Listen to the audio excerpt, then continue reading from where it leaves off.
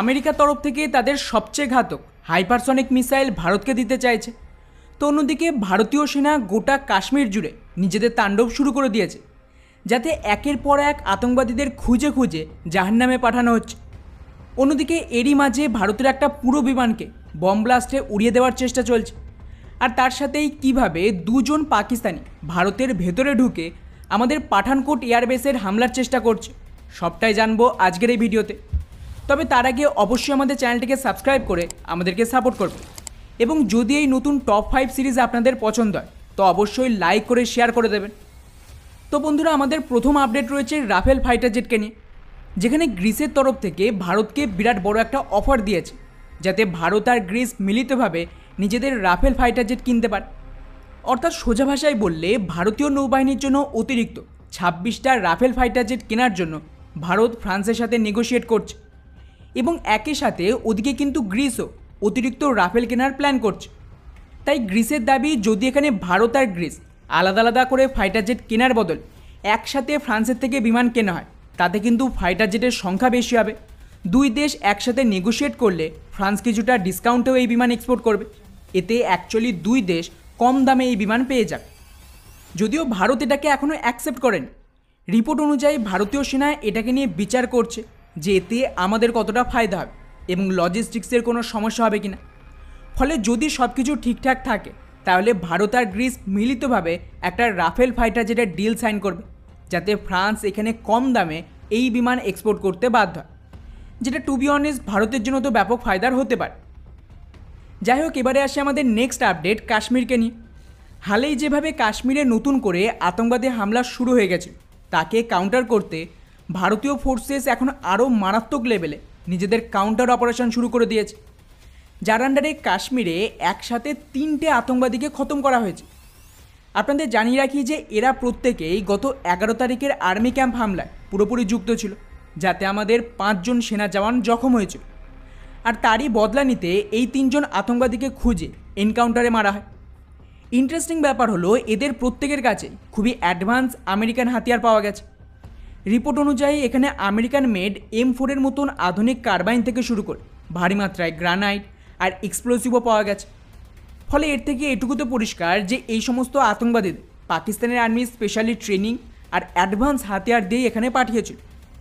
ওদিকে এর মাঝেই আরও একটা রিপোর্ট সামনে আসে, যেখানে অমরনাথ যাত্রায় হিন্দুদের ওপর হামলার উদ্দেশ্যে পাকিস্তানের 2টো ইসলামিক জঙ্গি পাঞ্জাবে ঢুকে পড়েছে। এই মুহূর্তে কিন্তু পাঞ্জাব আর জম্মু কাশ্মীর পুরো হাই অ্যালার্টে রয়েছে, কিন্তু তার মধ্যেই খবর সামনে আসে যে পাঞ্জাবের পাঠানকোট আর্মি বেসের কাছেই নাকি এই 2 জন আতঙ্কবাদীকে দেখা গেছে হেভি হাতিয়ার সব। অর্থাৎ বেসিক্যালি এখানে একটা বড় হামলার প্ল্যান চলছে। আর পাঞ্জাবে এত সহজে ঢোকা খুব একটা সম্ভব নয় যদি না লোকাল সাপোর্ট থাকে। মানে এখানে ক্লিয়ারলি খালিস্তানিরাও ডিরেক্টলি এই ইসলামিক আতঙ্কবাদীদের সাপোর্ট দিচ্ছে। আর এটা তো স্বাভাবিক বিষয় যে এদের পেছনে ডিরেক্টলি আমেরিকার কানাডার মতন দেশের যে ইন্টেলিজেন্স এজেন্সি তাদের ব্যাক রয়েছে, আর এই কারণে এরা এত বেশি পাওয়ার পাচ্ছে। যাই হোক বন্ধুরা, এবারে আসে আমাদের নেক্সট আপডেট নৌবাহিনীকে নিয়ে।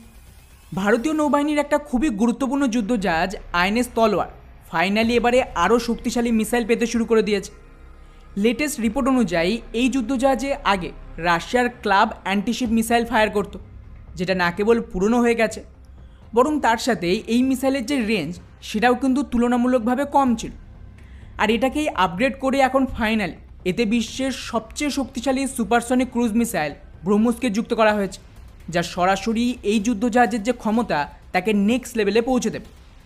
ফলে ভারত এই মুহূর্তে ব্যাপক পরিমাণে নিজেদের নৌবাহিনীর না কেবল স্বদেশীকরণ করছে, বরং তার সাথেই যুদ্ধজাহাজ থেকে শুরু করে সাবমেরিন সব হাতিয়ারকে আপগ্রেড করে আরও বেশি শক্তিশালী বানানো হচ্ছে, যেটা খুবই গুরুত্বপূর্ণ ছিল। যাই হোক, এবারে আসে আমাদের নেক্সট আপডেট, আর তা হলো ভারতীয় প্লেনকে নিয়ে। হালেই ভারতের একাধিক এয়ার ইন্ডিয়ার বিমানকে বম ব্লাস্ট করে ধ্বংস করার ধমকি দিয়েছে, যার আন্ডারে আবারও লন্ডনগামী এক বিমানে সেম ধরনের হামলার হুমকি আসে। ইন্টারেস্টিং ব্যাপার হলো, এবারে যেই ধমকি দিয়েছে তাকে সিকিউরিটি ফোর্সেস ধরে ফেলেছে। রিপোর্ট অনুযায়ী সোহেব আলী নামের এক ব্যক্তি, যে কেরলের বাসিন্দা, তার তরফ থেকেই ধমকিকে দেওয়া হয়েছিল। পরবর্তীতেই সোহেব আলীকে এয়ারপোর্টেই সিকিউরিটি চেকের দরুন তার স্ত্রী আর মেয়ে সহ ধরা হয়। এখন এই ব্যক্তিকে পুলিশের হেফাজতে নেওয়া হয়েছে এবং জিজ্ঞাসাবাদ চলছে। তবে এর থেকে একটা বিষয় তো ক্লিয়ার যে কেরল এই মুহূর্তে আউট অফ কন্ট্রোল হয়ে যাচ্ছে। কমিউনিস্টদের কারণে ইকোনমি তো প্রায় শেষ, একটা রাজ্য প্রায় দেউলিয়া হওয়ার পথে, কিন্তু তার সাথেই আতঙ্কবাদ আর র্যাডিক্যালাইজেশন পুরোপুরি পিকে। এই কারণেই সবচেয়ে বেশি আইএসএস আতঙ্কবাদী কেবলমাত্র কেরল থেকে আসে। যাই হোক, এবারে আসি আমাদের শেষ এবং সবচেয়ে গুরুত্বপূর্ণ আপডেটকে নিয়ে, আর তা হলো আমেরিকার হাইপারসনিক মিসাইল। তো বন্ধুরা, হালেই আমেরিকার বোয়িংয়ের তরফ থেকে এক বিশেষ ধরনের হাইপারসনিক মিসাইল ফায়ার সিস্টেমকে তৈরি করে, যা ওরা ভারতকে অফার করার প্ল্যানিং করছে।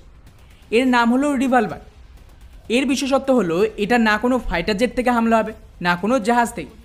এটা অ্যাকচুয়ালি আমাদের যে ট্রান্সপোর্ট বিমান রয়েছে সেখান থেকে ফায়ারিং করা হবে।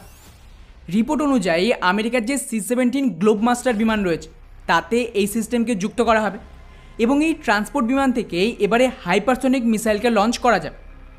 ভারতের কথা বললে ভারত কিন্তু অলরেডি ভারী মাত্রায় আমেরিকার C-17 গ্লোবমাস্টারকে অপারেট করে। সেক্ষেত্রে যদি ভারত চায় তাহলে এই ট্রান্সপোর্ট বিমানকে হাইপারসনিক মিসাইল অ্যাটাক বম্বারে কনভার্ট করা যাবে। আর সবচেয়ে গুরুত্বপূর্ণ বিষয়, ভারত তো নিজেই হাইপারসনিক মিসাইল বানিয়ে ফেলেছে এবং খুব তাড়াতাড়ি তার টেস্টিংও শুরু হবে। এমন পরিস্থিতিতে যদি ভারত আমেরিকার এই হাইপারসনিক মিসাইল সিস্টেমকে কিনতে রাজি হয়, সেক্ষেত্রে কিন্তু চীনের বিরুদ্ধে ভারতের জন্য এটা একটা বড় গেম চেঞ্জার হতে পারে। এবং যেহেতু ভারতের কাছে বম্বার নেই, কিন্তু তা সত্ত্বেও ভারত এটাকে একটা হাইপারসনিক বম্বারের মতন ব্যবহার করতে পারে। এখন দেখা যাক যে ভারত এখানে কতটা ইন্টারেস্টেড হয়। তো বন্ধুরা, এই ছিল আমাদের আজকের টপ 5 আপডেট।